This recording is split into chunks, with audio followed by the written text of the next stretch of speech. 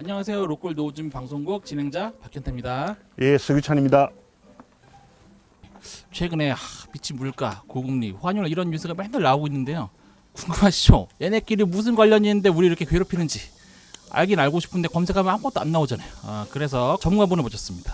국민연금공단 노우즘 전문강사 경제학 박사 서규찬 강사님과 함께 그 얘기를 한번 나눠보도록 하겠습니다. 지금 경제 상황이 어떤가요? 통계를 보면은 소비자 물가 상승률이 6%대로 지금 치솟고 있고, 한국은행 기준금리를 보면은 2%대가 올라선 가운데 고환율까지 겹치면서 경기 침체 속도가 빨라지고 있다는 불안감이 커지고 있는 상황입니다. 고물가, 고금리, 고환율, 이른바 3고 현상이 금융 불안을 키우고 있으면서 한국 경제가 퍼펙트 스톰, 초대형 위기에 빠질 수 있다는 우려가 큰 상황입니다.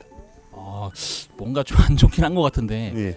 일단 물가부터 보면 예. 물가 왜 이렇게 올라요? 우크라이나 전쟁 영향이 가장 큰 것 같습니다. 에너지, 특히 석유류 등 그 원자재나 식량과 관련된 글로벌 시장의 붕괴가 결정적입니다. 더욱이 코로나 확산세가 진정되면서 보복 소비가 분출되고 있는 점도 원인을 제공했습니다. 예. 이제 금리를 보면 요즘에 장단기 금리 역전이 뭐니 이런 거 나오던데 예. 그게 뭐죠? 미국이 코로나로 풀린 통화량과 물가를 잡기 위해 가지고 금리를 지금 빅스텝, 보통 한 0.5% 올리는 것을 빅스텝이라고 그러고, 7월 27일자로 또 자이언트 스텝 0.75%로 지금 올리고 있고, 또 9월 달에 또 올린다고 발표를 했습니다. 예고를 했습니다. 우리나라 한국은행 금융통화위원회에서 금리를 안 올릴 수 없는 상황이 된 것 같습니다. 미국이 이제 금리를 올리게 되면은 자금이 많이 빠져나가 버리기 때문에 단기적으로는 버틸 수 있지만 장기적으로는 금리를 우리나라도 따라 올리거나 해야 되는 상황이기 때문입니다.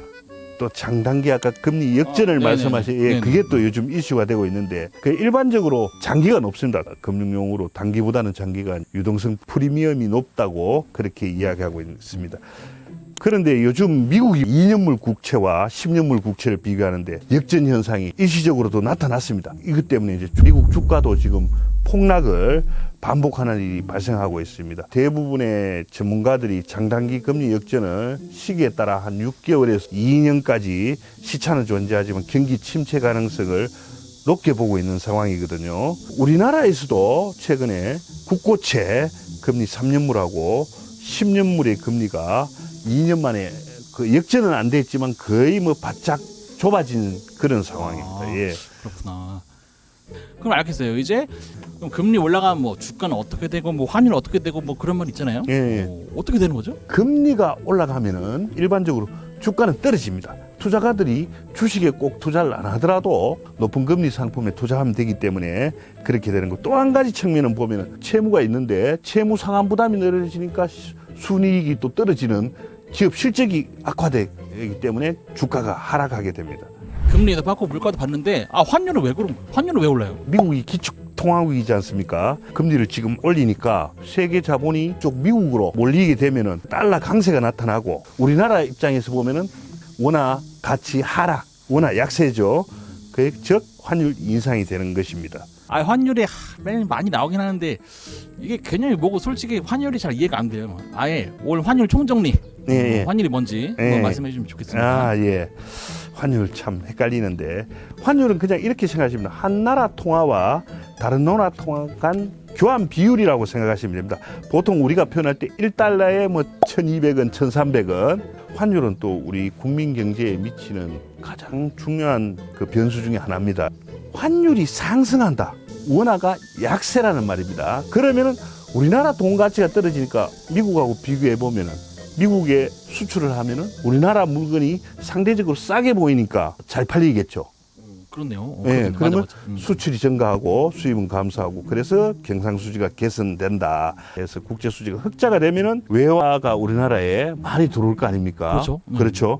그러면은 많다는 말은 그만 가치가 떨어지죠. 외환의 가치는 떨어지고. 그렇죠. 그렇기 때문에는 외환의 가치가 외국 돈의 가치니까 환율이 하락하게 되고. 환율 들으니까 환율이 뭔지 약간 알겠어요. 그런데 환율이 오르면 수출하기는 무조건 좋나요? 그 우리가 고등학교 때 교과서에 나올 때는 보면 환율 인상되면은 아예 수출이 공식으로 증가한다. 나왔죠. 예, 공식으로 나와요. 그 진짜 저도- 그런 건지 예. 좀 말씀해 주세요. 그게 꼭 그렇진 않습니다. 그게 국제금융론에 보면은 그런 뭐 복잡한 마샬 르너 조건이라고 있는데 그게 이해할 필요가 있는데 환율이 상승이 되면은 순수출을 그 증가시키는 효과를 가져오기 위해서는 조건이 필요합니다. 그런 조건이 우리나라는 만족하기 때문에 네.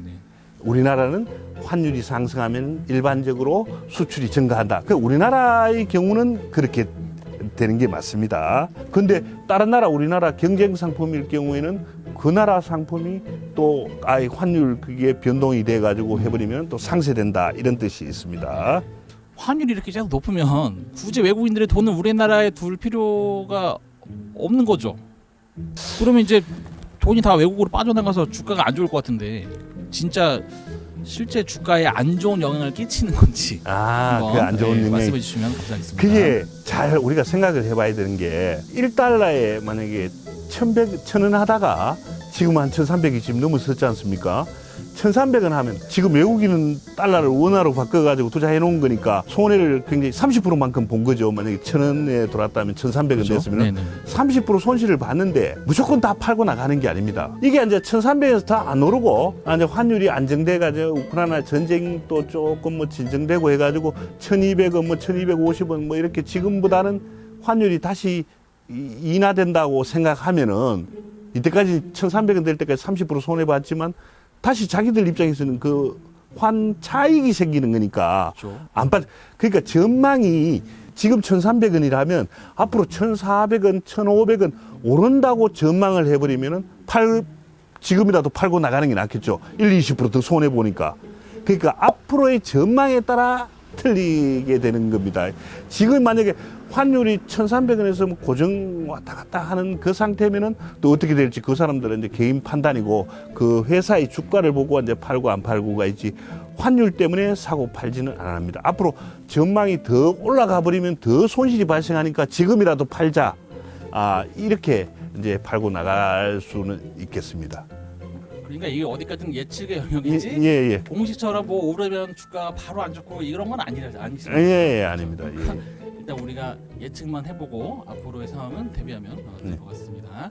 지금 너무 상황이 안 좋죠. 네. 경제가 안 좋다고 신문에 맨날 나오고 막 가장 불안하신 세 개가 있었어요. 물가, 이자, 환율이 가장 불안하고 좀 안 좋게 생각하는 거였는데 그 부분들이 어떤 건지 지금까지 한번 알아봤습니다. 지금까지 경제학박사 서규찬 강사님과 함께했고요. 시청해 주셔서 감사합니다. 예.